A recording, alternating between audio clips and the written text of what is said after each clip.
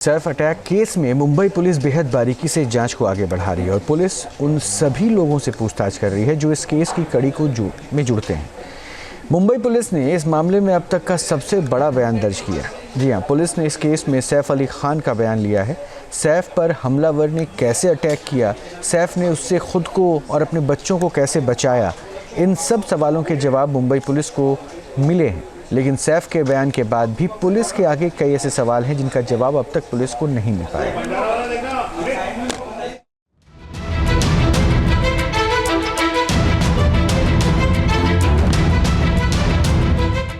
सैफ के फ्लैट में वारदात वाली रात को क्या हुआ था? जहांगीर के कमरे तक कैसे पहुंचा था आरोपी? सैफ पर शरीफुल इस्लाम ने कैसे किया था हमला?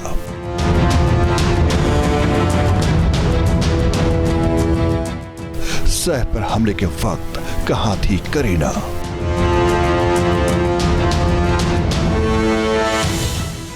बच्चों को बचाने के लिए सैफ ने क्या किया था?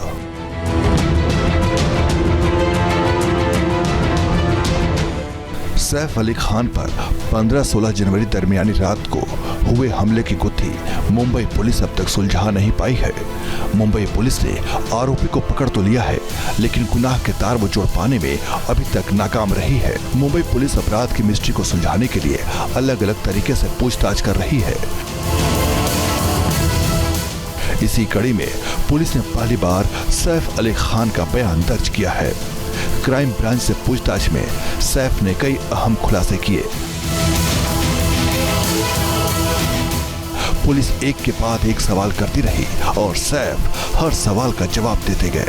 पहला सवाल वारदात वाली रात को लेकर था। पुलिस को सैफ अली खान ने बताया कि 16 जनवरी की रात को 11वीं मंजिल पर अपने बेडरूम में थे। तभी उन्होंने अपनी नर्स इलियामा की चीखें सुनी।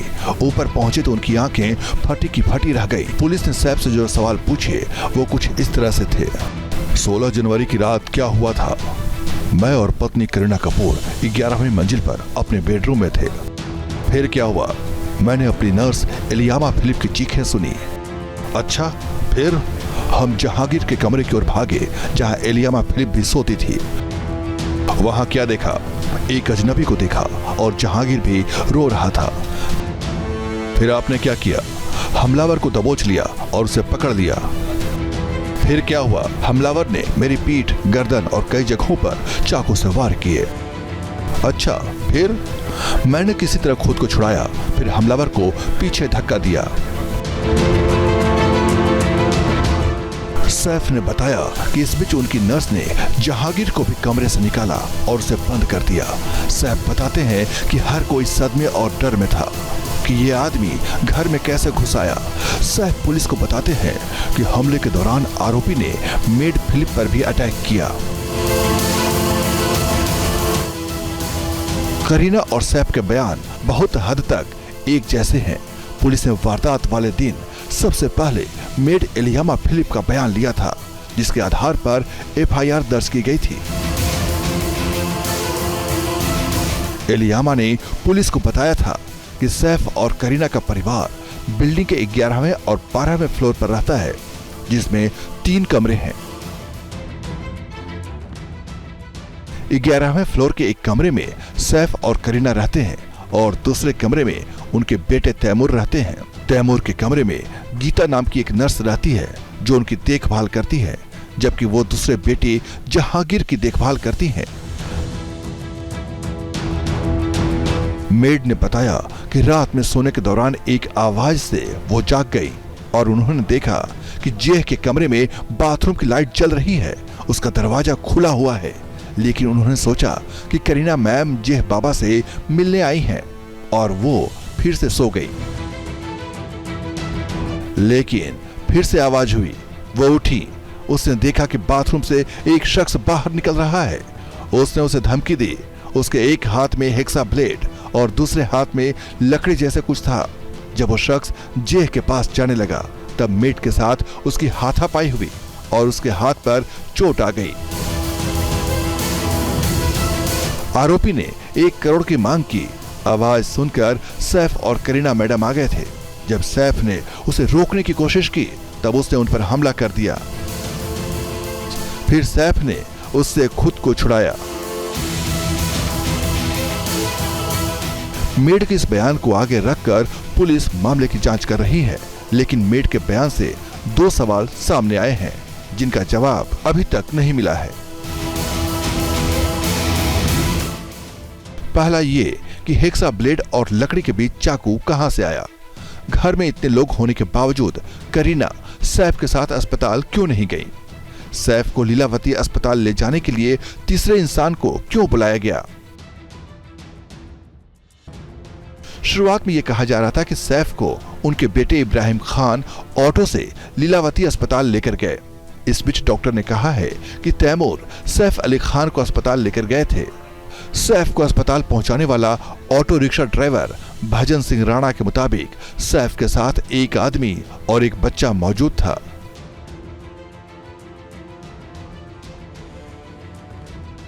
जब मैं नाइट में गाड़ी चला रहा गली में जाता ही है तो उसमें देख रहा हूँ तो उधर देख रहे तो वो जा रहा है तो रिक्शा कोई लेडीज थी आगे से आती है। फिर गेट से भी आवाज आता है कि रिक्शा रुको रुको रुको रुको।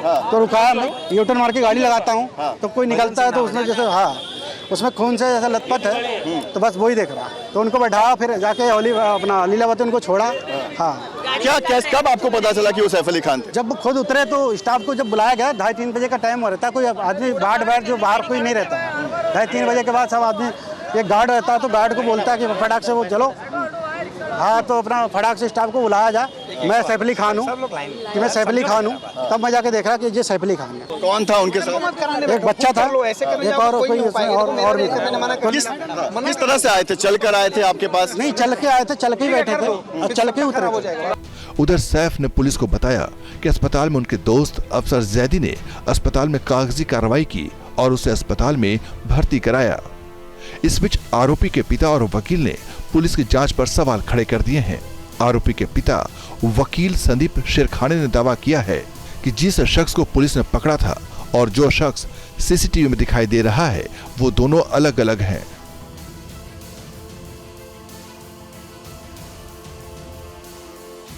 जो सीसीटीवी फुटेज के अगर आप देखोगे, जो 6th फ्लोर का जो फुटेज आया है उसमें से जो एक्यूज का फुटेज दिखाया गया है वो काफ़ी हद तक ये जो प्रेजेंट एक्यूज है उससे मेल नहीं खाता है। It is not match.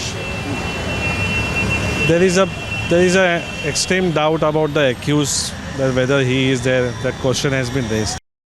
এটা হলো ওই যে রবিবারে না কোন সময় আটক হয়েছে তার কিছু সময় পরই হয়তো নাকি ওই ফেসবুক এবং টিভি সংবাদে দেখতে পেলাম।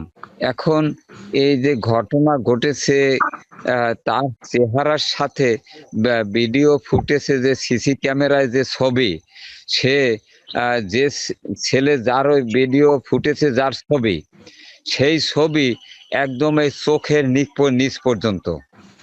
কিন্তু আমার ছেলে এইরকম চুল বড় রাখে না, সে চুল এই পাশ ছোট করে সে উপরে চুল দেয়। हालांकि इन दावों के बीच आरोपी का एक ड्राइविंग लाइसेंस सामने आया है जिसे बांग्लादेश का बताया जा रहा है। मुंबई पुलिस के आगे कई अनसुलझे सवाल हैं जिन्हें सुलझाने की चुनौती उसके सामने है। मामला हाई प्रोफाइल है, लिहाजा पुलिस भी फूंक कर कदम रख रही है। मुंबई से पंकज मिश्रा के साथ टीम न्यूज़ नेशन।